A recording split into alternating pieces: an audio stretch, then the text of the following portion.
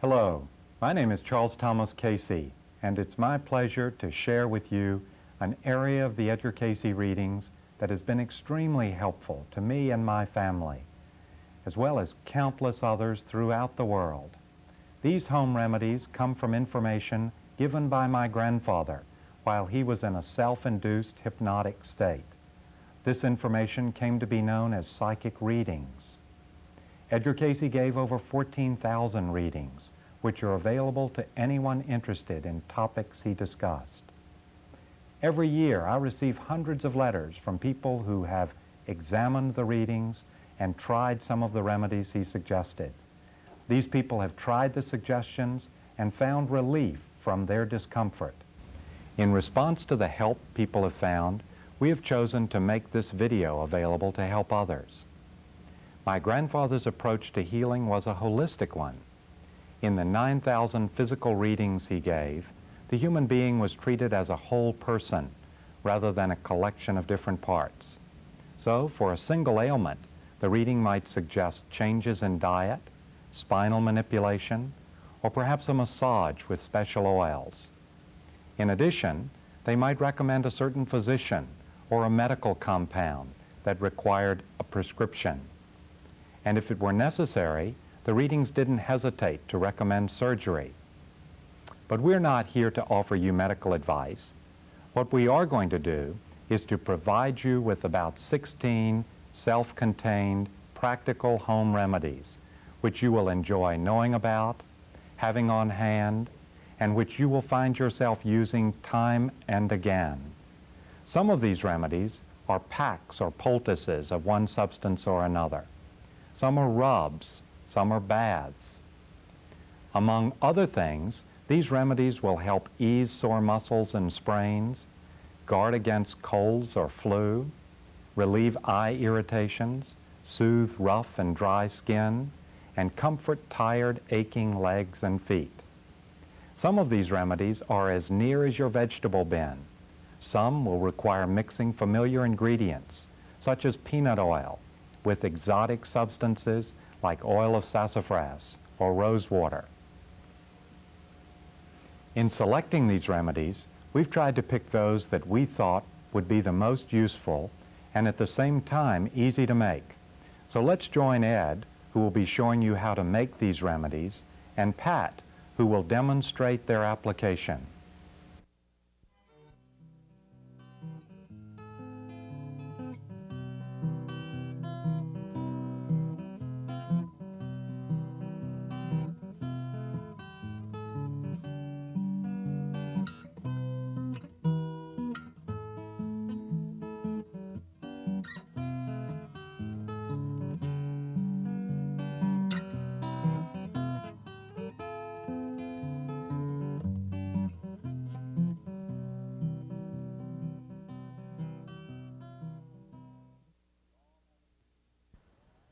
Castor oil. We all have an image of it as that vile-tasting medicine that insistent mothers used to force down children who had too much candy. Now, it may seem an unlikely candidate as a cornerstone for CAYCE's health care, but when you study the readings, you see that it indeed is. You will be relieved to know, however, that it is hardly ever recommended internally. Most readings recommend castor oil in the form of castor oil packs. Some 545 CAYCE readings recommend these packs, and they're suggested for such things as arthritis, colds, constipation, cysts, flu, even ulcers. And that's just a partial list. Remember, for the most part, the castor oil packs were only a part of the treatment. As I said before, CAYCE's approach is a holistic one. So in no way do we mean to imply that a castor oil pack by itself will correct any of these diseases. But what does a castor oil pack do? Well, the CAYCE readings say that it will increase your eliminations, stimulate the liver, which is the filtering organ of the body, relieve pain, reduce inflammation of tissues, and stimulate the lymphatic system. There's been some research about the effects of castor oil packs, particularly in connection with the immune system, and there are indications that castor oil packs do indeed stimulate the body's natural immune system. This all boils down to the fact that whenever you begin to feel sick or run down or out of sorts, put on a castor oil pack. When you go to bed at night, it helps you sleep. It helps eliminations and just helps get your strength back. So let me show you how to prepare a castor oil pack. Castor oil packs are remarkably simple. They're really nothing more than wool flannel soaked with castor oil laid against the skin. Now, castor oil packs are also pretty messy, and the size and placement is also very important. You begin with a piece of wool flannel, 18 to 24 inches, that when folded down 3 to 4 thicknesses is about 10 to 12 inches. You can get wool flannel at any store that carries Casey products. You can also get it at your fabric shop, or if all else fails, just use an old wool blanket from around the house, a piece of one. You'll also need a plastic or rubber sheet or anything waterproof to protect the bedding from the oil. Here you see an electric heating pad, a couple of old towels, 2 large safety pins, and some plastic sheeting. Trash bags or dry cleaning covers are great, just so it's long enough to wrap around the body where you're going to put the flannel. And you'll need at least a pint of castor oil. Now, most drugstores sell the smaller size castor oil, but that's not really enough to get started. Any store that supplies Casey products will have the larger size, and you'll probably save money in the long run anyhow. Now, before you get started preparing the pack, it's a good idea to get your bedding ready. This is so when you put on the pack, you can just lie down. Take a plastic sheet and lay it down on the bed. Then put a towel over that. Now that that's ready and waiting, let's get back to preparing the pack itself. The first thing you do is fold the flannel to the proper size. The readings suggest putting the pack in different places depending on the individual situation, but the most common place is over the liver and gallbladder, then extending a little bit over the abdomen. You can see on this diagram that the liver is on the right side of the torso, under the lower part of the rib cage. So your flannel will cover the liver, the gallbladder, and the abdomen very nicely. Now, the next step is to soak the flannel in castor oil and then warm it. One method is to take a baking dish like this, lay in the flannel, and just pour on the castor oil. Then pop it in the oven.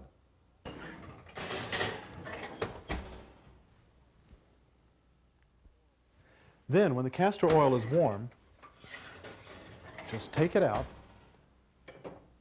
and lightly wring the excess oil out of the flannel.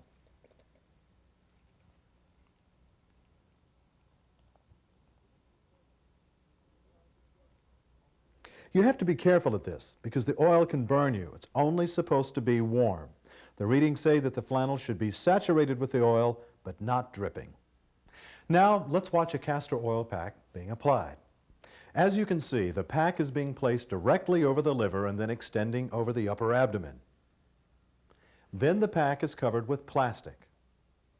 Next, a heating pad is placed over the plastic and the pack, and then finally a towel is wrapped around and fastened with a couple of safety pins. The purpose of the plastic is to keep the pad and the towel from becoming stained with oil. Now, when you do this, just lie down, plug in your heating pad, and relax for an hour. And remember, the pack should be as warm as you can comfortably stand. Don't make it painful, just very comfortably warm. Afterwards, since the oil is kind of sticky, you can wash it off with a mild baking soda solution, say 2 teaspoons to a quart of warm water. When you remove the pack, store it in a jar that you can heat it up in later. It should have a lid to it so you can keep it clean.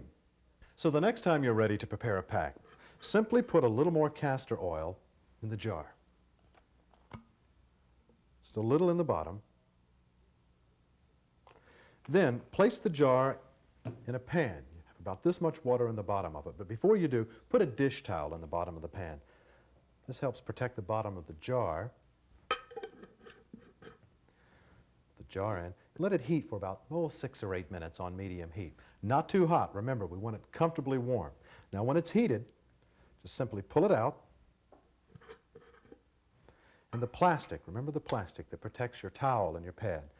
Pull this out, unroll it, and remember that oil we put in the bottom of the jar? That's warm now, very comfortable. Pour that on the pad. And now you have your castor oil pack. Now this works best for us, but you may find your own system after a while. Whatever the case, using this, you can use the pack over and over again. Harold Riley, the physiotherapist who collaborated with Casey for years, recommends in his very excellent Handbook for Health Through Drugless Therapy that you don't share the castor oil packs, that every member of your family should have their own. And don't try to wash the pack. When you think it's gotten too dirty, say after 6 months or a year, just throw it away and start with new flannel. In terms of how often to use castor oil packs, the readings suggest a cycle.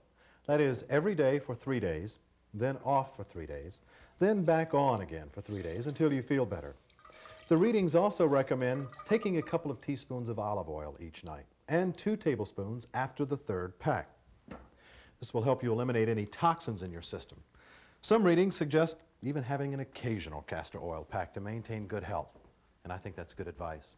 That's one of Casey's major remedies, castor oil packs. Next, let's look at a product, a really useful product, Casey recommended in his readings as well.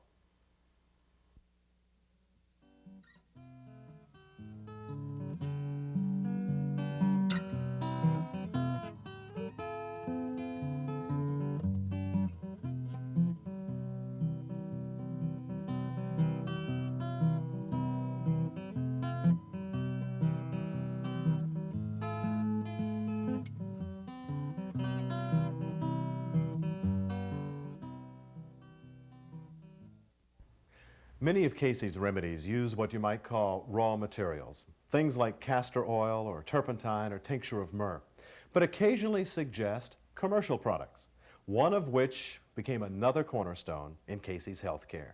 That product is glycothymoline. Just like castor oil packs, glycothymoline is usually included as part of a much larger health regimen that might include diet changes, internal cleansing, massage, and other such measures. Glycothymoline is marketed as a gargle or mouthwash and was originally designed to cleanse the throat and nasal passages of excess mucus. The label used to say, glycothymoline, treatment for mucosity. Years ago, when I first read the label, I said, what in the world is mucosity and how do you keep from catching it? But in fact, it is an excellent mouthwash and gargle. One of the reasons that Casey recommended glycothymoline so often is that it's a non-toxic alkaline solution. You see, the readings often refer to the importance of the acid-alkaline balance in the body's chemistry. They say, for instance, that cold germs thrive best in a body that is not in a proper acid-alkaline balance. And that's one of the main uses for glycothymoline, according to the readings, to help alkalinize the system. Now, how can we use glycothymoline? What is the best way to do it? Really, in a pack, just like the castor oil pack, really, except we're not using wool flannel, we're using cotton, a piece about 3 to 4 thicknesses, like this. You can use t-shirts or bed sheets or whatever you happen to have handy, and soak it in the glycothymoline. The size of the pack will depend on where you're putting it. For a cold or flu, it's helpful over the chest or throat, or you can put it over your abdomen or on your lower back, over the kidney area. It's most effective and really most comfortable